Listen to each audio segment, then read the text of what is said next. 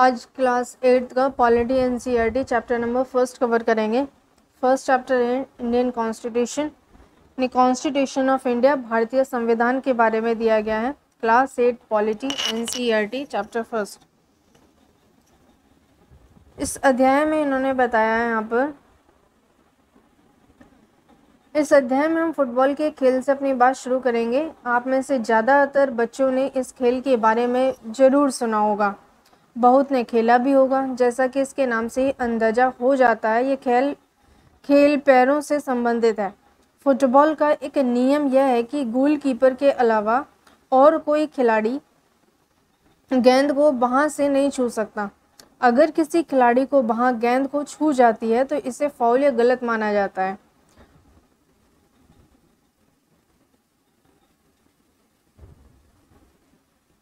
कहने का मतलब यह है कि अगर खिलाड़ी फुटबॉल को हाथों से लेकर एक दूसरे को थामने लगें तो उस खेल को फुटबॉल नहीं माना जाएगा। इसी तरह हॉकी या क्रिकेट आदि दूसरे खेल भी हैं और कुछ तय किए गए उनके नियम भी हैं। इन नियमों से खेल को परिभाषित करने और अलग अलग खेलों के बीच में क्या फ़र्क है, इस बात को समझने में मदद मिलती है। इन खेलों की तरह हर समाज के भी कुछ मूलभूत नियम हैं जिन्हें हम कॉन्स्टिट्यूटिव रूल्स कहते हैं। उन्हीं से समाज का स्वरूप तय होता है और अलग अलग समाज के बीच में क्या फ़र्क है ये सब पता चलता है। बड़े समाजों में कई अलग अलग समुदाय एक साथ रहते हैं, वहाँ नियमों को आम सहमति के जरिए तय किया जाता है। आधुनिक देशों में यह सहमति आम तौर पर लिखित रूप में पाई जाती है। जिस दस्तावेज में हमें ऐसे नियम मिलते हैं उसे संविधान कहते हैं। इसका मतलब यह है कि हम जिस देश में रहते हैं उस देश में कई समुदाय हैं, कई धार्मिक लोग रहते हैं, कई जातियां वहाँ पर रहती हैं, तो सभी को मिला करके एक देश बन गया। 28 उसमें राज्य हैं और इन सब राज्यों को मिला करके जब एक देश बना तो उसमें हर इंसान की अपनी अपनी ज़रूरतें हैं। सबको अपने उनके नागरिकों के संविधान के अंदर या संविधान में कुछ अधिकार दिए गए हैं। उन अधिकारों का हनन ना हो, अधिकार सबको बराबर मिले, सब लोगों को सब चीज़ों का अवसर मिले, देश के अंदर रह रहे हर नागरिक इक्वलिटी को सेलिब्रेट करें, उसके बारे में या फिर उन लोगों को कैसे रहना है, इस चीज़ के जो नियम हैं ये सब संविधान के अंदर लिखे गए हैं। संविधान जस्ट एक दस्तावेज है जिसमें देश को चलाने के नियम हैं कि देश को कैसे चलाना है, कैसे उसमें शासन व्यवस्था है, क्या नागरिकों के अधिकार हैं, ये सब संविधान के अंदर दिया गया है। कक्षा 6 और 7 में सामाजिक और राजनीतिक जीवन की पाठ्यपुस्तक में हम भारतीय संविधान पर चर्चा भी कर चुके हैं। इन किताबों को पढ़कर क्या कभी यह सवाल आपके भीतर पैदा हुआ कि हमें संविधान की ज़रूरत क्यों पड़ती है? क्या आपने जानने की कोशिश की संविधान कैसे लिखा गया, क्या किसी ने लिखा था? इस अध्याय में हम इन्हीं मुद्दों पर चर्चा करेंगे और भारतीय संविधान की मुख्य बातों पर ध्यान देंगे। इसमें सबसे पहले यहाँ पे बताया है, पहला क्वेश्चन यही लिया है कि संविधान की ज़रूरत पड़ी क्यों? हमारे देश को संविधान की ज़रूरत क्यों पड़ती है, क्यों हमें संविधान चाहिए, इसके बारे में यहाँ पर ये स्टार्ट किया गया है चैप्टर क्लास 8 में, चैप्टर फर्स्ट। 1934 में देखा जाए तो भारतीय संविधान राष्ट्रीय कांग्रेस 1934 में भारतीय राष्ट्रीय कांग्रेस ने संविधान सभा के गठन की मांग की थी। 1934 में भारतीय राष्ट्रीय कांग्रेस ने संविधान सभा के गठन की मांग की, यानी कि ऐसी कोई कमेटी बनाई जाए जो कि हमारे संविधान को गठित कर सके, उसे बना सके, उसके अंदर रूल्स रेगुलेशंस, नागरिकों के अधिकार, समानता, कोई वंचित ना रह जाए, किसी के साथ भेदभाव ना हो, इन सब चीज़ों को दर्शा सके। तो 1934 में ये शुरू हुई और भारतीय राष्ट्रीय कांग्रेस ने इसकी शुरुआत करी थी। संविधान सभा के गठन की मांग की गई। पहली बार अधिकृत नीति में शामिल किया गया।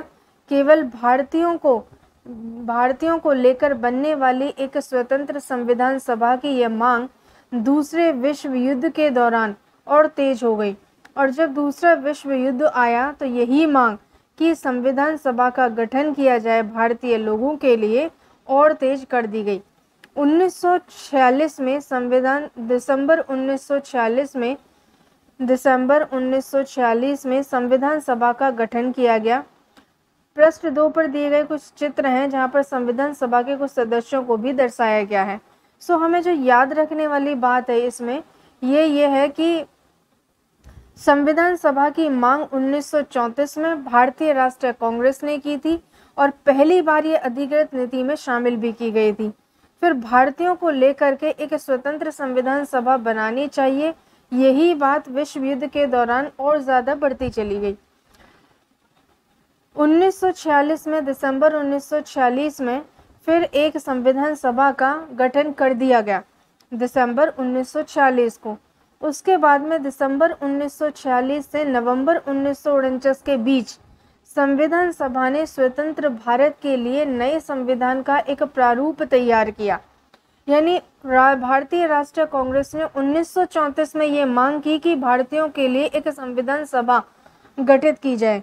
फिर दिसंबर 1946 में संविधान सभा को गठित कर भी दिया गया और दिसंबर 1946 से लेकर नवंबर 1949 के बीच संविधान सभा ने स्वतंत्र भारत के लिए एक प्रारूप तैयार किया। 150 साल की अंग्रेजी हुकूमत के बाद भारतीयों को अपनी नियति और भविष्य तय करने का मौका मिला था। 150 साल के बाद में जब अंग्रेजी हुकूमत भारत से हट गई और भारतीयों को अपनी नियति और भविष्य तय करने का मौका मिल गया, संविधान सभा गठित हो गई। तब संविधान सभा के सदस्यों ने स्वतंत्रता संघर्ष से उपजे महान आदर्शों को ध्यान में रखते हुए इस काम को गंभीरता से अंजाम दिया। संविधान सभा के कामों के बारे में आप इसी अध्याय में पढ़ेंगे। यहाँ पे एक चित्र दिया गया है। ये चित्र हमें बताता है कि प्रधानमंत्री जवाहरलाल नेहरू संविधान सभा को संबोधित कर रहे हैं। यहाँ पे ये इधर यहाँ पंडित नेहरू जी खड़े हैं जो कि संविधान सभा को यहाँ पे संबोधित कर रहे हैं, अपनी स्पीच दे रहे हैं। नेहरू जी हैं ये, और ये पूरी संविधान सभा है जो कि भारतीयों के लिए अपना एक स्वतंत्र संविधान बनाने को यहाँ पर चर्चा कर रही है। इसमें बोला है कि आज दुनिया के ज़्यादातर देशों के पास अपना संविधान है, यानी कि उनके पास में एक ऐसा दस्तावेज है जहां उनको देश के शासन को चलाने के लिए, नागरिकों को रहने के लिए बिना किसी भेदभाव के कुछ नियम दिए गए हैं। ऐसा एक दस्तावेज किसी भी देश का संविधान कहलाता है।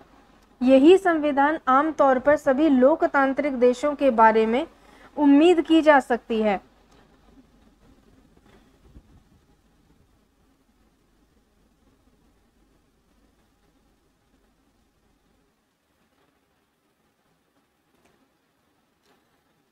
इसमें उम्मीद की जा सकती है यहाँ पर कि उनके पास संविधान जरूर होगा। यानी कोई भी लोकतांत्रिक देश है तो उससे तो ये जरूर है, गारंटी देता है कि लोकतांत्रिक देश के अंदर संविधान होगा। कोई भी लोकतांत्रिक देश है तो उसमें संविधान होगा, लेकिन ऐसा जरूरी नहीं है कि जहाँ पर किसी और देश के अंदर संविधान है तो वह लोकतांत्रिक भी हो। लोकतांत्रिक का मतलब है कि जहाँ या जिस देश का शासन लोगों के द्वारा चलाया जाता है, लोग अपना एक प्रतिनिधि चुनते हैं, उसे अपना नेता बनाते हैं, उससे कहा जाता है कि अब वो हमारे लिए इन कामों को करे, सरकार बनाए अपनी और फिर शासन करे। तो लोगों के द्वारा जिस देश में शासन होता है उसे लोकतांत्रिक कहा जाता है। लोकतांत्रिक देशों के बारे में उम्मीद की जा सकती है कि उनके पास संविधान जरूर होगा, लेकिन इसका मतलब ये नहीं है कि जिन देशों के पास में अपना संविधान होते हुए वे सभी लोकतांत्रिक देश होंगे, कि जिनके पास में संविधान है वो सब लोकतांत्रिक देश होंगे, ऐसा ज़रूरी नहीं है। संविधान सिर्फ एक नियमों का दस्तावेज है कि देश को कैसे चलाया जाना है, कैसे शासन होना है, नागरिकों को क्या क्या अधिकार वहाँ पे दिए जाने, किसी भी नागरिक को भेदभाव नहीं किया जाएगा, इनके बारे में है। तो अगर किसी देश के अंदर है ये संविधान, लेकिन फिर भी हो सकता है कि वो लोकतांत्रिक ना हो, वहाँ पे किसी राजा का शासन चलता हो। संविधान कई उद्देश्यों की पूर्ति करता है, जैसे यह दस्तावेज उन आदर्शों को सूत्रबद्ध करता है जिनके आधार पर नागरिक अपने देश को अपनी इच्छा और सपनों के अनुसार रच सकते हैं। यानी देश के अंदर जो लोकतांत्रिक देश है, संविधान होने से उस देश के नागरिक अपनी इच्छा के अनुसार अपने सपनों को वहाँ पर पूरा कर सकते हैं, यानी अपना शासन वहाँ पे अपना शासन तय कर सकते हैं। संविधान बताता है कि हमारे समाज का मूलभूत स्वरूप क्या है, एग्जैक्टली हमारे समाज की नींव क्या है। देश के भीतर आमतौर पर कई समुदाय रहते हैं, उनके बीच कई बातें समान होती हैं, लेकिन ज़रूरी नहीं कि वे सारे मुद्दों पर एक दूसरे से सहमत हों। संविधान नियमों का एक ऐसा समूह होता है जिसको एक देश के सभी लोग अपने देश को चलाने की पद्धति के रूप में अपना सकते हैं। तो एक अगर लाइन में समझें तो संविधान नियमों का ऐसा समूह है जहां पर देश के सभी लोग अपने देश को चलाने की पद्धति के रूप में अपना सकते हैं उसे। इसके जरिए वे न केवल यह तय करते हैं कि सरकार किस तरह की होगी, बल्कि उन आदर्शों पर भी एक साझी समझ विकसित करते हैं कि हमारे पूरे देश में रक्षा की जानी चाहिए और ये रक्षा करने के लिए सरकार कैसे काम करेगी, ये भी सब संवैधानिक तौर पर होना चाहिए। तो ये सब इन्होंने यहाँ पर बताया है। ये है हमारे देश के यहाँ पे कुछ चित्र देख करके इन्होंने बताया है। नेपाल का एक चित्र इन्होंने दिया है। नेपाल में लोकतंत्र के कई जन संघर्ष हो चुके हैं। 1990 में हुए संघर्ष के बाद लोकतंत्र की स्थापना हुई। नेपाल के अंदर 1990 में एक संघर्ष हुआ, उसके बाद में नेपाल को लोकतंत्र घोषित किया गया। फिर लोकतांत्रिक व्यवस्था 2002 यानी कि 12 साल बाद तक कायम हुई। अक्टूबर 2002 में राजा ज्ञानेंद्र ने गांव में माओवादी संगठनों के बढ़ते प्रभाव का बहाना बनाकर सेना की मदद से सरकार के विभिन्न कामों को अपने कब्जे में लेना शुरू कर दिया। फरवरी 2005 में राजा ने शासन की बागडोर पूरी तरह से अपने हाथों में ले ली और नवंबर 2005 आते आते माओवादियों ने अन्य राजनीतिक दलों के साथ एक 12 सूत्री समझौते पर दस्तखत उन्होंने कर दिए। अब इस समझौते में आम लोगों को लोकतंत्र और अमन चैन बहाल होने की उम्मीद दिखाई दी। लोकतंत्र के लिए चल रहा जन आंदोलन 2006 तक अपने शिखर पर पहुंच चुका था। आंदोलनकारियों ने राजा की ओर से दी गई छोटी मोटी रियासतों या रियायतों को नामंजूर कर दिया था। आखिरकार अप्रैल 2006 में राजा को तृतीय संसद बहाल करके राजनीतिक दलों को सरकार बनाने का मौका देना पड़ा। 2008 में राजतंत्र को खत्म करने के बाद नेपाल लोकतंत्र बन गया। अब 2006 में लोकतंत्र की मांग को लेकर चलने वाले जनतांत्रिक आंदोलन के दृश्य ऊपर के चित्रों में हमने देखे भी हैं। तो ये नेपाल के अंदर है कि जब नेपाल के अंदर बहुत ज़्यादा संघर्ष किया गया उसे लोकतंत्र बनाने के लिए, फिर 1990 में ये संघर्ष के बाद लोकतंत्र की स्थापना हुई और 2002 यानी कि 12 साल तक ये कायम हो पाई। फिर अक्टूबर 2002 में वहाँ के राजा ज्ञानेंद्र ने कुछ गाँव में माओवादियों के संगठन के ज़्यादा यानी कि बढ़ते प्रभाव को देख करके सेना की मदद ली और फिर पूरे संगठनों को अपने कब्जे में कर लिया और फरवरी 2005 में राजा ने शासन की पूरी बागडोर अपने हाथ में ले ली। 2005 में माओवादियों के साथ ने अन्य राजनीतिक दलों के साथ में एक 12 सूत्री समझौते पर भी दस्तखत करा लिए और इस समझौते पर क्या हुआ कि जो लोग नेपाल में रह रहे थे उनको लोकतंत्र और बहाल होते दिखाई दिया। लोकतंत्र के लिए जन आंदोलन 2006 तक यहाँ पर अपने शिखर पर पहुंच चुका था। आंदोलनकारियों ने राजा की ओर से दी गई छोटी मोटी रियायत को नामंजूर कर दिया। बात यह थी कि अप्रैल 2006 में राजा को तीसरी संसद बहाल करके राजनीतिक दलों को सरकार बनाने का मौका देना पड़ा था और 2008 में राजतंत्र को खत्म करने के बाद नेपाल लोकतंत्र बन गया था कम्प्लीटली। फिर 2006 में लोकतंत्र की मांग को लेकर चलने वाले जनतांत्रिक आंदोलन के दृश्य हमने अभी ऊपर इसमें देखे हैं। तो ये नेपाल की कहानी किस तरीके से देश को लोकतांत्रिक बनाने के लिए उन्होंने जन आंदोलन किया था। इन बातों का क्या मतलब है, ये समझाने के लिए दो बिल्कुल अलग अलग परिस्थितियों पर गौर करें। दोनों घटनाएं भारत के उत्तरी सीमा पर स्थित नेपाल के ताजा इतिहास की घटना है। समाचार पत्रों के माध्यम से ऊपर दी गई खबर में बताया गया कि नेपाल के लोगों ने हाल ही में एक अंतरिम संविधान को मंजूरी दी है। सवाल ये उठता है कि नेपाल में पहले से ही संविधान था तो उसे नए संविधान की ज़रूरत क्यों पड़ी। इसका कारण यह है कि कुछ समय पहले तक नेपाल एक राजतंत्र था, वहाँ राजा का शासन था। 1990 में बना नेपाल 1990 में बना नेपाल का पिछला संविधान इस सिद्धांत पर आधारित था कि शासन की सर्वोच्च सत्ता राजा के पास रहेगी। लेकिन नेपाल के लोग कई दशक से लोकतंत्र की स्थापना के लिए जन आंदोलन करते जा रहे थे। इसी संघर्ष के फलस्वरूप 2006 में आखिरकार उन्हें राजा की सत्ता को खत्म करने में कामयाबी मिल गई। नेपाल के लोग लोकतंत्र के रास्ते पर चलना चाहते थे और इसके लिए उन्हें एक नया संविधान चाहिए था। वे पिछले संविधान को इसलिए नहीं अपनाना चाहते थे क्योंकि उसमें वे आदर्श नहीं थे जो नेपाल के लिए चाहते थे, जिनके लिए वे लड़ रहे थे। ऐसे आदर्श उस संविधान में नहीं दिए गए थे। जिस तरह फुटबॉल के खेल में नियम बदलते ही खेल बदल जाता है, उसी तरह नेपाल को भी राजतंत्र की जगह लोकतांत्रिक शासन व्यवस्था पर चलने के कारण अपने सारे नियम बदलने होंगे ताकि एक नए समाज की रचना की जा सके। यही कारण है कि नेपाल के लोगों ने 2015 में अपने देश के लिए एक नया संविधान अपनाया। 2015 में एक नया संविधान बनकर के यहाँ पे तैयार हुआ है। ऊपर के चित्रों में हमने इसके कुछ अंश देखे हैं। संविधान का दूसरा मुख्य उद्देश्य हम कह सकते हैं कि देश की राजनीतिक व्यवस्था को तय करना है कि हमारी राजनीति या फिर शासन देश का कैसे चलेगा। नेपाल के पुराने संविधान में कहा गया था कि देश के शासन की बागडोर राजा और मंत्री परिषद के हाथ में रहेगी। जिन देशों ने लोकतांत्रिक शासन पद्धति या राज्य व्यवस्था चुनी, वहां निर्णय प्रक्रिया के नियम तय करने में संविधान बहुत अहम भूमिका अदा करता है। लोकतंत्र में हम अपने नेता खुद चुनते हैं ताकि हमारी ओर से वे सत्ता का जिम्मेदारी के साथ इस्तेमाल कर सकें।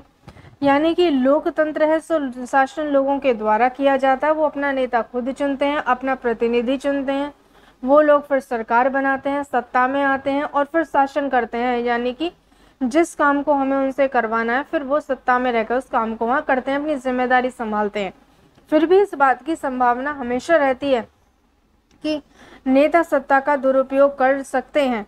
इसीलिए संविधान के अंदर जब इन्हें अधिकार दिए गए, इन्हें इनकी जिम्मेदारियां दी गई लोगों को सत्ता को चलाने की, हमारी राजनीतिक व्यवस्था कैसे चलेगी, तो इन जिम्मेदारियों के साथ में कुछ लिमिट्स भी उन्हें दी गई जिससे ये अपनी जिम्मेदारी का दुरुपयोग ना कर सके। इस तरह की विकृतियों से बचाव का उपाय संविधान में ही मिलता है। राजनेताओं द्वारा सत्ता के दुरुपयोग से लोगों के साथ भारी अन्याय हो सकता है। इसका एक उदाहरण नीचे दी गई चित्रकथा के पट में देखा जा सकता है। अब यहाँ पे इन्होंने एक उदाहरण भी दे करके बताया है कि किस तरीके से लोग अपनी जिम्मेदारी या अपने पद का गलत फायदा भी उठा सकते हैं। जो संविधान ने उन्हें संवैधानिक एक पद दिया है, उसका गलत फायदा उठा करके नागरिकों के साथ में भेदभाव हो सकता है। तो एग्जाम्पल देखिए यहाँ पर दिया है। सुरेश अपनी कक्षा का मॉनिटर है, दबंग किस्म का लड़का है, सहपाठी भी उसे पसंद नहीं करते। क्लास टीचर श्रीमती राव अचानक किसी काम से बाहर जाना चाहती हैं। सुरेश को सब बच्चों का ख्याल रखने के लिए बोलकर चली जाती हैं। सुरेश मौके का फायदा उठाता है और अनिल को तंग करने लगता है। अब श्रीमती राव के लौटने पर क्या होता है, जब आप कक्षा से बाहर गई हुई थी तो अनिल शोर मचाकर सबको परेशान कर रहा था और उसने मेरी बात भी नहीं सुनी। इन्होंने यहाँ पर टीचर को गलत बोल दिया, यानी कि किसी बच्चे पर यहाँ पर कोई आरोप लगाया। अनिल, आज से राव मैडम से तुम्हारी शिकायत लगाने वाला हूँ, लेकिन मैंने किया क्या है। अब यहाँ पर इन्होंने बोला कि अनिल, आज तुम्हें पूरी छुट्टी के बाद यहीं रुकना पड़ेगा। तुम आज 100 बार लिखोगे कि मैं मॉनिटर को तंग नहीं करूँगा, लेकिन मैडम मैंने तो कुछ भी नहीं किया। अब बच्चा यहाँ पर अपनी बात बोलता है कि जो कंप्लेंट थी उसकी गलत थी, उसने कुछ भी नहीं किया, जबकि वो सिर्फ उसे मॉनिटर तंग कर रहा था। लोकतांत्रिक समाजों में संविधान की ऐसे ही नियम तय करता है जिनके द्वारा राजनेताओं के हाथों सत्ता के इस दुरुपयोग को रोका जा सकता है। भारतीय संविधान में ऐसे बहुत सारे कानून मौलिक अधिकारों वाले खंड में दिए गए हैं। वहां आपने पढ़ा था कि भारतीय संविधान देश के सभी व्यक्तियों को समानता का अधिकार देता है। हमारा संविधान कहता है कि धर्म, नस्ल, जाति, लिंग और जन्म स्थान के आधार पर देश के किसी भी नागरिक के साथ में भेदभाव नहीं किया जाएगा। देश के किसी भी नागरिक के साथ में भेदभाव नहीं किया जाएगा। भारतीय संविधान देश के सभी व्यक्तियों को समानता का अधिकार देता है। साथ ही साथ ये और वहाँ पे ऐड करता है कि किसी के धर्म, नस्ल, जाति, लिंग और जन्म स्थान के आधार पर भी देश के किसी भी नागरिक के साथ में कोई भेदभाव नहीं किया जा सकता। इस प्रकार समानता का अधिकार भारतीय संविधान में दिया गया एक मौलिक अधिकार नागरिकों के लिए बन जाता है, जिसका हनन नहीं किया जा सकता है। लोकतंत्र में संविधान का एक महत्वपूर्ण काम यह भी होता है कि कोई भी ताकतवर समूह किसी दूसरे या कम ताकतवर समूह या लोगों के खिलाफ अपनी ताकत का इस्तेमाल ना कर सके। इसके बारे में बताएं। इसलिए संविधान वहाँ पर उनकी जितना प्रशासनिक पद उन्हें देता है उससे उसी तरीके की वहाँ पे कुछ सीमाएं भी लगाता है, यानी कि वहाँ पर लिमिट्स भी रहती हैं कि उससे जिससे कि कोई भी अपने पद का या अपनी जिम्मेदारी का दुरुपयोग वहाँ पर ना कर सके। एक और एग्जाम्पल इन्होंने फुटबॉल से रिलेटेड यहाँ पर ये दिया है। इस तरह के अस्वस्थ हालात लोकतांत्रिक समाजों में भी पैदा हो सकते हैं, जहाँ बहुमत वाला गुट लगातार ऐसे फैसले लागू करता रहता है जिनमें अल्पसंख्यकों की सहमति नहीं होती और उनका नुकसान होता है। जैसा कि इस चित्रकथा पट्ट से हमें पता चलता है, बहुमत की निरंकुशता का खतरा हर समाज में बना रहता है। संविधान में दिए गए नियमों से इस बात का ख्याल रखा जाता है कि अल्पसंख्यकों को किसी ऐसी चीज से वंचित ना किया जाए जो बहुसंख्यक के लिए सामान्य रूप से उपलब्ध है। अल्पसंख्यकों पर बहुसंख्यकों की इस निरंकुशता के दबदबे पर प्रतिबंध लगाना भी संविधान का महत्वपूर्ण कार्य बन जाता है। यह दबदबा एक समुदाय द्वारा दूसरे समुदाय के ऊपर भी हो सकता है, जिसे अंतर सामुदायिक दूसरे समुदाय के ऊपर भी हो सकता है, अंतर सामुदायिक वर्चस्व कहते हैं। फिर एक समुदाय के भीतर कुछ लोग दूसरे को दबा सकते हैं, जिसे अंत सामुदायिक यानी कि इंट्रा कम्युनिटी वर्चस्व कहते हैं। जो ज़्यादा अमीर लोग हैं या जिनकी जाति बड़ी है, कुछ उनसे नीचे वाले लोगों को दबा सकते हैं, उनके साथ में भेदभाव हो सकता है। यही करने का बिल्कुल भी अधिकार संविधान नहीं देता है। तो फिर हमें संविधान चाहिए क्यों? संविधान के लिए ज़रूरत क्या है? तीसरा महत्वपूर्ण कारण संविधान का यह है कि हम खुद को अपने आप से बचा सकें। इसका मतलब ये कि ये बात सुनने में ज़रा अजीब लगती है कि असल में इसका मतलब यह है कि कई बार हमें किसी मुद्दे पर बहुत तीखे ढंग से सोचने लगते हैं। ऐसे विचार हमारे व्यापक हितों के लिए नुकसानदेह हो सकते हैं। संविधान हमें ऐसी भावनाओं से बचाने में भी मदद करता है। इसे समझने के लिए यहाँ पे एक और एग्जाम्पल दिया है। तो 3 कारण इन्होंने दिए हैं कि हमें संविधान की ज़रूरत क्यों पड़ी। और संविधान पहला तो यह है कि सभी राजनीतिक जो व्यवस्था है देश की, उसे चलाने के लिए संविधान की ज़रूरत पड़ी है। दूसरा यह है कि नागरिकों के साथ में किसी भी तरह का कोई भेदभाव ना हो, उन्हें बराबर के सब अवसर मिले, इसके लिए ज़रूरत पड़ी है। तीसरा ये है, इसमें दिया है कि अगर कोई मतलब किसी की जाति नीची है, कोई अमीर है, गरीब है, तो इस तरह का भी कोई भेदभाव नहीं किया जाएगा, नहीं इस आधार पर कम छोटे वाले नागरिक को वहाँ पे दबाया जाएगा। सबको सेम ही अधिकार मिले हैं। जैसे वोट का हम देख लेते हैं, कोई अमीर आदमी है तब भी उसे वोट बराबर है और कोई गरीब है तब भी उसका वोट बराबर है, दोनों में कोई अंतर देखने को नहीं मिलता। संविधान हमें ऐसे फैसले लेने पर भी रोकता है हमें रोकता है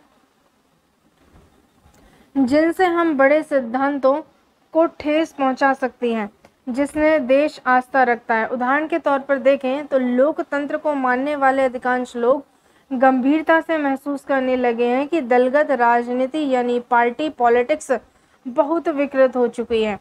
इसलिए अब चीज़ों को दुरुस्त करने के लिए किसी तानाशाह को ही शासन सौंप देना चाहिए, फौजी शासन को हो जाना चाहिए। इस भावना में बहकर लोग बहुधा इस बात को महसूस नहीं कर पाएंगे कि लंबे दौर से तानाशाही शासन तो उनके सारे हितों को तहस नहस कर देगा।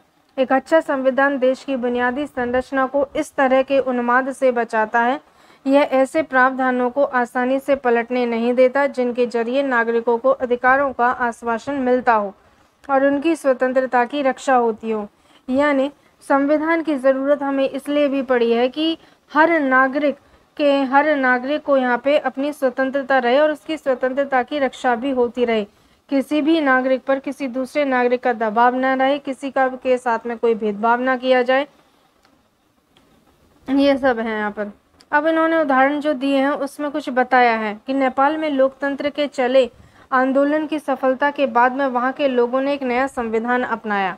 सुरेश अपने सहपाठी अनिल को बेवजह परेशान कर रहा था, तो ये उसके साथ में एक तरह का भेदभाव हुआ जो कि नहीं होना चाहिए था। लड़कियों को बास्केटबॉल खेलने का मौका नहीं मिलता क्योंकि उनकी कक्षा में लड़कों की संख्या ज़्यादा थी, तो ये यहाँ पे लिंग के आधार पर उनके साथ में भेदभाव किया गया। शबनम ने टीवी देखने की बजाय अपने अध्यायों को दोहराने का फैसला किया। ये यहाँ पर उनकी समझदारी को दर्शाता है कि हमें किस चीज़ को कितनी प्रायोरिटी पहले देनी है।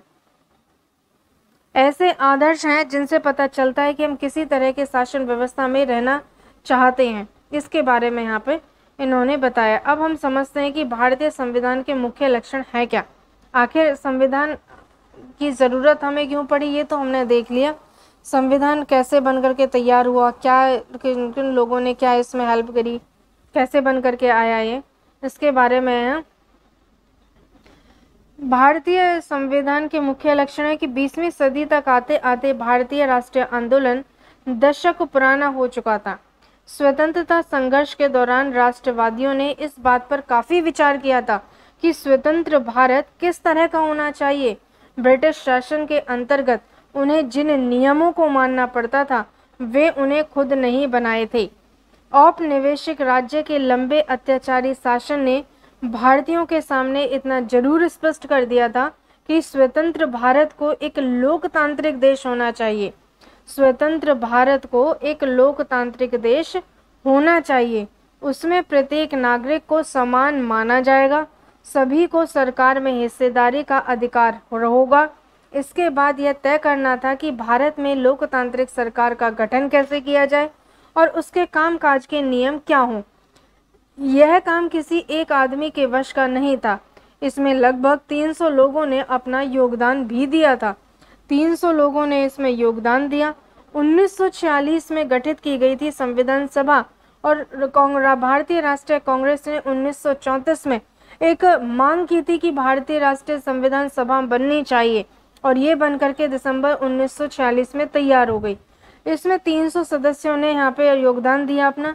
संविधान के निर्माण के लिए अगले 3 साल तक संविधान सभा की बैठकें होती रही थी और ये प्रोसेस उनका 3 साल तक चला था, यानी संविधान निर्माण की प्रक्रिया 3 साल तक चली। संविधान सभा के इन सदस्यों के सामने एक बड़ी जिम्मेदारी भी थी कि हमारे देश में कई समुदाय हैं, उनकी ना तो भाषा एक थी, ना उनका धर्म एक था और ना ऐसी संस्कृति थी कि जो सब पर लागू होती।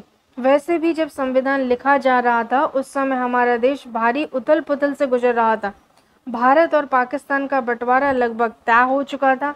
कुछ रियासतें तय नहीं कर पा रही थी कि उनका भविष्य क्या होगा, वे किधर जाएंगी। जनता की सामाजिक आर्थिक स्थिति काफ़ी भयानक थी। संविधान के सदस्यों के सामने ये सारे मुद्दे थे, लेकिन उन्होंने अपने इस ऐतिहासिक दायित्व को बहादुरी से पूरा किया और देश को एक ऐसे कल्पनाशील दस्तावेज तैयार करके दिया जिसमें राष्ट्रीय एकता को बनाए रखते हुए विविधता के प्रति गहरा सम्मान दिखाई देता है।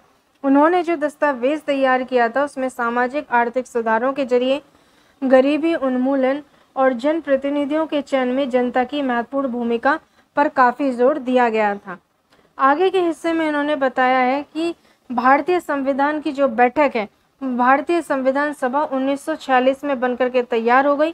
300 लोगों ने इसमें कम से कम अपना कंट्रीब्यूशन किया था और 3 साल तक ये संविधान बनाने की प्रक्रिया चली। इसमें इस बात को ध्यान में रख करके शासन के रूल्स बनाए गए, संविधान में रूल्स रखे गए कि हर नागरिक को समान अधिकार मिल सके, हर नागरिक समान है, उसे किसी बात से कोई वंचित नहीं किया जाएगा, सब चीज का उसे हर नागरिक को अवसर मिलेगा। संविधान के कुछ मुख्य आयामों का उल्लेख किया गया है। इन बातों को पढ़ते हुए इसमें विविधता यानी कि डाइवर्सिटी के बारे में बताया है। एकता, भारत के अंदर इतनी डाइवर्सिटी होने के बाद भी आज यूनिटी देखने को मिलती है।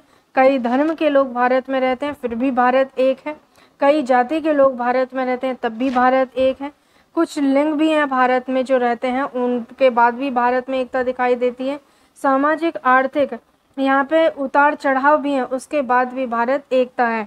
प्रतिनिधित्व से संबंधित उपयुक्त चिंताओं को लगातार ध्यान में रखकर जिनसे इस दस्तावेज को लिखने वाले जूझ रहे थे, इसे समझने की कोशिश कीजिए कि उन्होंने स्वतंत्र भारत को एक शक्तिशाली लोकतांत्रिक समाज बनाने के उद्देश्य को पूरा करने के साथ इन चिंताओं को किस तरह किया था, किस तरह उनका इन चिंताओं का हल निकाला था। पहला इनके माइंड में जो क्वेश्चन आया था दैट इज संघवाद यानी कि फेडरलिज्म। फेडरलिज्म का मतलब होता है कि देश में एक से ज़्यादा स्तर की सरकारों का होना। फेडरलिज्म कहता है कि देश के अंदर एक से ज़्यादा सरकार होंगी, एक से ज़्यादा दल होंगे, जिससे उन दलों के बीच में कंपटीशन हो, कंपैरिजन हो, और जो सर्वोच्च है, जनता के लिए सबसे बढ़िया है, वो चीज़ निकल करके बाहर आए। चाइना की तरह एक ही पार्टी का शासन न हो, एक ही पार्टी है, वही चुनाव में बैठती है, वही जीत जाती है, तो उससे एक बढ़िया संविधान निकल कर नहीं आता, ना ही शासन प्रक्रिया बढ़िया बनती है। तो जो पहला पॉइंट है इसमें संघवाद, फेडरलिज्म, इसका मतलब है कि देश के अंदर ज़्यादा स्तर की सरकारों का होना। हमारे देश में राज्य स्तर पर भी सरकारें हैं, केंद्र स्तर पर भी सरकार है, पंचायती राज व्यवस्था शासन का तीसरा स्तर भी है, जिसके बारे में आप कक्षा 6 में पढ़ भी चुके हैं। हम कक्षा 7 की किताब में भी आपने राज्य सरकार के कामकाज को देखा था। इस साल हम केंद्र सरकार के बारे में ज़्यादा पढ़ेंगे। भारत में इतने सारे समुदायों की उपस्थिति का सीधा मतलब यह था कि शासन की एक ऐसी व्यवस्था विकसित करनी होगी जिसमें राजधानी दिल्ली में बैठे मुट्ठी भर लोग ही पूरे देश के फैसले ना लें, पूरे देश के फैसले ना लेने लगें। इसलिए प्रांतीय स्तर पर सरकार की व्यवस्था की गई। यानी जब ये संविधान बना तो पहला स्तर इसका यही था कि एक से ज़्यादा सरकार हो, और ये सरकार इन्होंने जो शासन करने की प्रक्रिया थी 3 स्टेज पर रखी, 3 लेवल पर थी। केंद्र के अंदर अपनी अलग सरकार होगी, राज्य के अंदर सरकार अलग होगी, जो स्थानीय शासन है वो उनका अलग होगा, पंचायती राज जैसे जो लोकल गवर्नमेंट्स हैं ये सब उनका अलग होगा। तो 3 स्तर पर, प्रांतीय स्तर पर सरकार की व्यवस्था की गई ताकि इलाकों के हिसाब से अलग फैसले भी लिए जा सकें। भारत के सभी राज्यों को कुछ मुद्दों पर फैसले लेने का स्वायत्त अधिकार है। राष्ट्रीय महत्व के सवालों पर देखें तो सभी राज्यों को केंद्र सरकार द्वारा बनाए गए कानून को मानना पड़ता है। कार्य क्षेत्र की स्पष्टता के लिए संविधान में कुछ सूचियां भी दी गई हैं, जिनमें बताया गया है कि कौन से स्तर की सरकार किन मुद्दों पर कानून बना सकती है। इसके साथ संविधान यह भी तय करता है कि प्रत्येक स्तर की सरकार अपने कार्यों के लिए पैसे का इंतजाम कहां से कर सकती है। संघवाद के अंतर्गत राज्य केवल केंद्रीय सरकार के प्रतिनिधि नहीं होते, उन्हें भी संविधान से ही अपनी ताकत और अधिकार मिलते हैं। भारत के सभी लोग इन सभी स्तरों की सरकार द्वारा बनाए गए कानून और नीतियों के अंतर्गत आते हैं। अब यहाँ पर इन्होंने एक चीज़ दी है कि जब संविधान सभा ने सार्वभौमिक वयस्क मताधिकार के सिद्धांत को स्वीकृति दी तो सभा के सदस्य A.K. अय्यर ने कहा था कि यह कदम आम आदमी और लोकतांत्रिक शासन की सफलता में गहरी आस्था का द्योतक है और इस विश्वास पर आधारित है कि वयस्क मताधिकार के जरिए लोकतांत्रिक सरकार की स्थापना ज्ञान उदय लाएगी। यह आम आदमी के कुशल क्षेम जीवन स्तर, सुविधा और बेहतर जीवन स्थिति को प्रोत्साहन भी देगा। तो सार्वभौमिक वयस्क मत अधिकार कहते हैं, सार्व का मतलब होता है ऑल, यानी कि सबके लिए, वयस्क मतलब है कि जिनकी आयु 18 साल से ऊपर है, मत अधिकार उन्हें वोट देने का अधिकार है। इस सिद्धांत पर ये यहाँ पे चुनाव होता है जिससे लोग अपना प्रतिनिधि यहाँ चुनते हैं। दूसरी जो इन्होंने व्यवस्था दी फेडरलिज्म के बाद में, संसदीय शासन पद्धति, पार्लियामेंट्री फॉर्म ऑफ गवर्नमेंट, इसके बारे में यहाँ पर बताया। सरकार के सभी स्तरों पर प्रतिनिधियों का चुनाव लोग खुद करते हैं। कक्षा 7 की किताब के शुरू में कांता की कहानी दी गई थी जो वोट डालने के लिए कतार में खड़ी थी। भारत का संविधान अपने सभी वयस्क नागरिकों को वोट डालने का अधिकार देता है। संविधान सभा के सदस्य जब संविधान की रचना कर रहे थे तब इस तरीके से यहाँ पे वोट डाली जाती है, सब लोग आकर के यहाँ पे लाइन में आते हैं, खड़े होकर के अपने यहाँ वोट देते हैं। तो उन्हें लगा कि स्वतंत्रता संग्राम ने भारतीय जनता को वयस्क मताधिकार का प्रयोग करने के योग्य बना दिया। उन्हें विश्वास भी था कि इससे न केवल लोकतांत्रिक सोच और तौर तरीके का प्रोत्साहन होगा, लोकतांत्रिक सोच तौर तरीकों का प्रोत्साहन मिलेगा, बल्कि जाति, वर्ग और औरत मर्द के फर्क पर भी आधारित ऊंच नीच की बेड़ियों को भी तोड़ा जा सकता है। जाति, वर्ग, औरत मर्द फर्क पर आधारित ऊंच नीच की बेड़ियों को भी तोड़ा जा सकता है। सार्वभौमिक मत अधिकार का मतलब है कि अपने प्रतिनिधियों के चुनाव में देश के सभी लोगों की सीधी भूमिका होती है। सार्वभौमिक मत अधिकार का मतलब यह है कि प्रतिनिधियों के चुनाव में देश के सभी लोगों की सीधी भूमिका होती है। इसके अलावा देखें तो हर व्यक्ति खुद चुनाव भी लड़ सकता है। हर व्यक्ति खुद चुनाव भी लड़ सकता है, चाहे उसकी सामाजिक पृष्ठभूमि कैसी भी क्यों ना हो। ये प्रतिनिधि जनता के प्रति जवाबदेह होते हैं। लोकतांत्रिक कार्य पद्धति में प्रतिनिधित्व क्यों महत्वपूर्ण हो जाता है, इसके बारे में इसी चैप्टर में हमें बताया गया है। तीसरा पॉइंट आता है इनका कि शक्तियों का बंटवारा, ये भी इस संविधान के अनुसार ही किया गया। संविधान के अनुसार शक्तियों का 3 अंग हैं, विधायिका, कार्यपालिका और न्यायपालिका।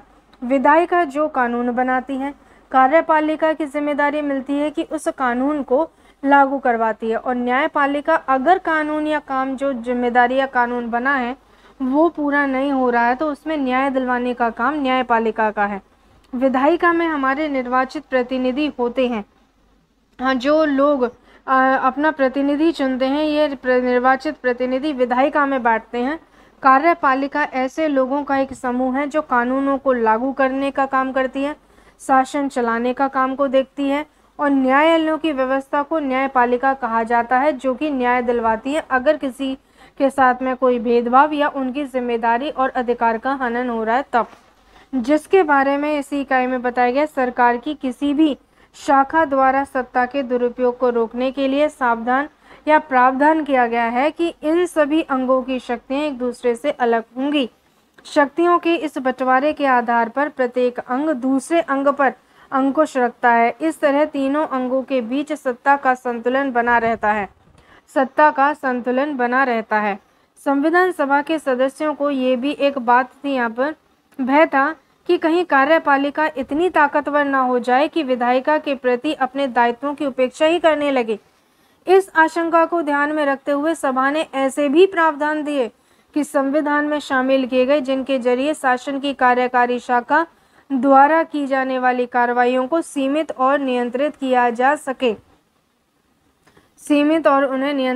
जा सके।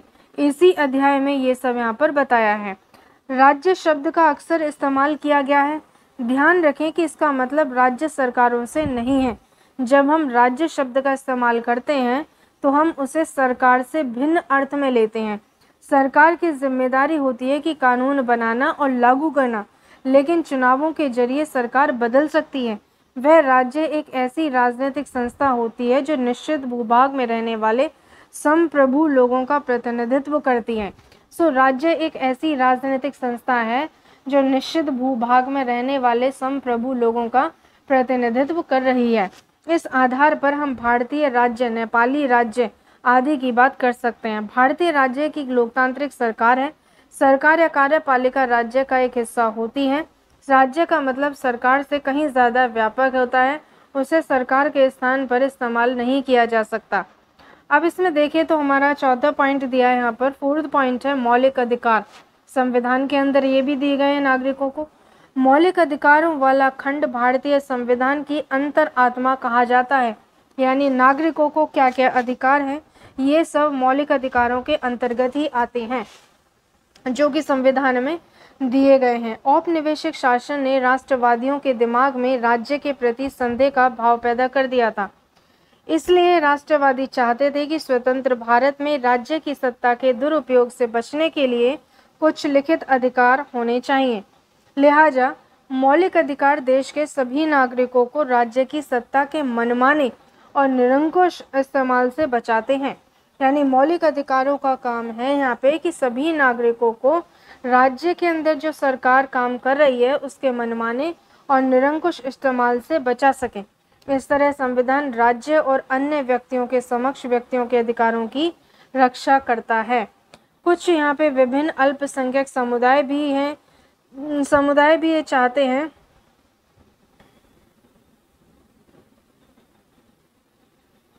कि संविधान में ऐसे अधिकारों को शामिल किया जाए जो उनके समूह की रक्षा करें। फलस्वरूप देखा जाए तो बहुसंख्यक और अल्पसंख्यकों के अधिकारों की रक्षा हो सके।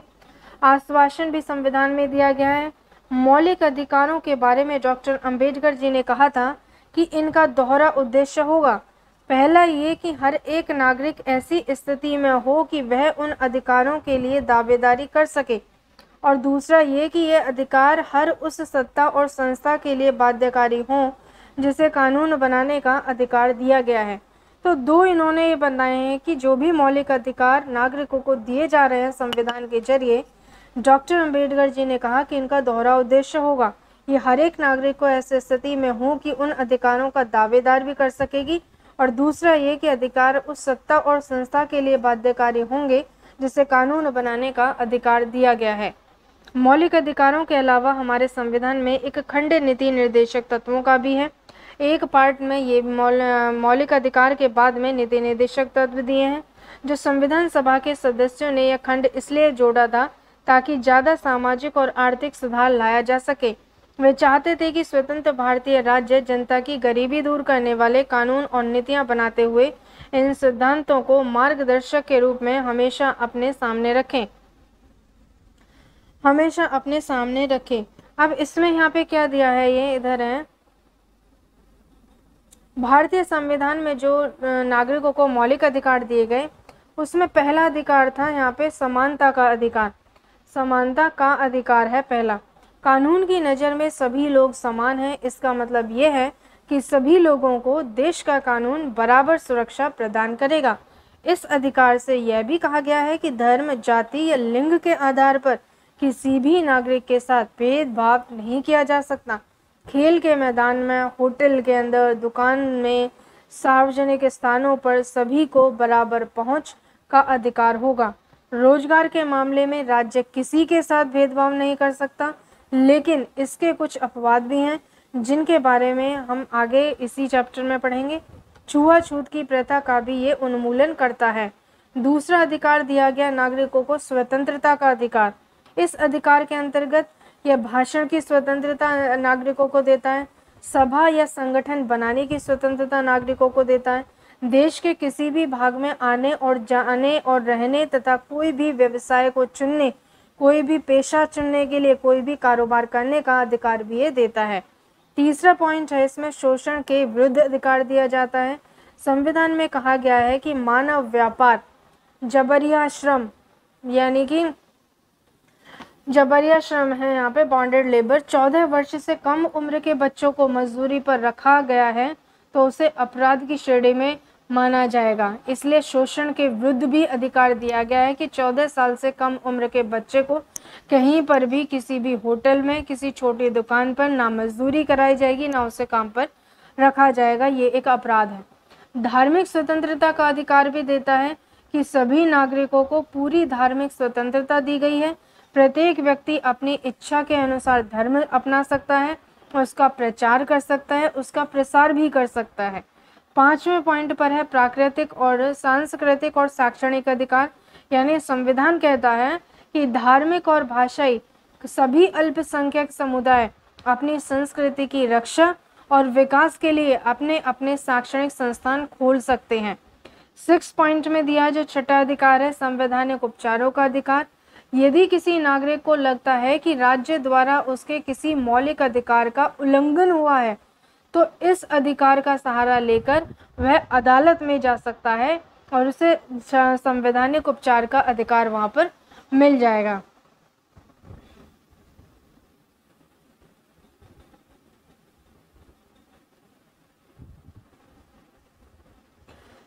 फिफ्थ पॉइंट पर आता है यहाँ पे धर्मनिरपेक्षता के बारे में संविधान बताता है। धर्मनिरपेक्षता धर्मनिरपेक्षता राज्य वह होता है जिसमें राज्य अधिकृत रूप से किसी भी धर्म को राजकीय धर्म के रूप में बढ़ावा नहीं देता। इसके बारे में हमें अगले अध्याय में और विस्तार से पढ़ेंगे, ये बताया। अब आप इस बात को समझने लगे होंगे कि कभी कभी देश का इतिहास यह तय कर देता है कि देश का संविधान कैसा होगा। संविधान उन आदर्शों को तय करने में एक महत्वपूर्ण भूमिका निभाता है जिन्हें हम अपने देश और अपने प्रतिनिधियों के जरिए साकार करना चाहते हैं। जिस तरह फुटबॉल के नियम बदलते ही खेल बदल जाता है, उसी तरह जिस देश के संविधान में भारी बदलाव आ जाते हैं, वहाँ देश बुनियादी स्वरूप भी बदल जाता है। हम नेपाल में देख चुके हैं, वहाँ लोकतंत्र बनाने की ज़रूरत के साथ एक संविधान की ज़रूरत भी पैदा हो गई। और हमने उधर क्या देखा कि ऊपर हमने भारतीय संविधान के जिन आयामों का जिक्र किया, वे कई बार काफ़ी जटिल दिखाई देते हैं और उन्हें समझने में मुश्किल भी महसूस होती है। लेकिन अभी आप इस अध्याय में ज़्यादा फिक्र ना करें। इस पुस्तक के बारे में बाकी अध्यायों में अगली कक्षा में भारतीय संविधान के इन सभी पहलुओं के बारे में आप लगातार सीखते जाएंगे, ठोस रूप से उनका अर्थ जान पाएंगे। ये तस्वीर यहाँ पे दी गई है। 24 जनवरी 1950 संविधान सभा के विभिन्न सदस्य हैं अपनी आखिरी बैठक में संविधान की एक प्रति पर हस्ताक्षर कर रहे हैं। सबसे ऊपर वाले चित्र में प्रधानमंत्री जवाहरलाल नेहरू ने दस्तखत कर दिए। दूसरे चित्र में संविधान सभा के अध्यक्ष डॉक्टर राजेंद्र प्रसाद हैं। सबसे निचले चित्र में दाएं से बाएं क्रम में ये लोग दिखाई दे रहे हैं। श्री जयराम दास दौलतराम खाद्य एवं कृषि मंत्री, राजकुमारी अमृता कौर स्वास्थ्य मंत्री, डॉक्टर जॉन मथाई वित्त मंत्री, सरदार वल्लभ भाई पटेल उप प्रधानमंत्री तथा उनके पीछे श्री जगजीवन राम श्रम मंत्री खड़े हैं। संविधान में मूल कर्तव्यों का उल्लेख किया गया। इसके बारे में राज्य के नीति निर्देशक तत्व भी दिए गए। संविधान के अंदर 11 मौलिक कर्तव्यों में से प्रत्येक से संबंधित रेखा चित्र बनाइए और उनके बारे में बताइए। मौलिक अधिकार दिए गए हैं, मौलिक कर्तव्य भी इस संविधान में दिए गए हैं। अब यहाँ पर ये क्वेश्चन आंसर्स आ गए चैप्टर के, बस इतना ही था। तो ये भारत के कॉन्स्टिट्यूशन के बारे में था, कैसे बना, कैसे तैयार हुआ, क्या क्या चीज़ें कॉन्स्टिट्यूशन के अंदर मेंशन की गई, नागरिकों को उनके अधिकार दिए गए और उन्हें किसी भी तरह के भेदभाव से दूर रखने को कहा गया।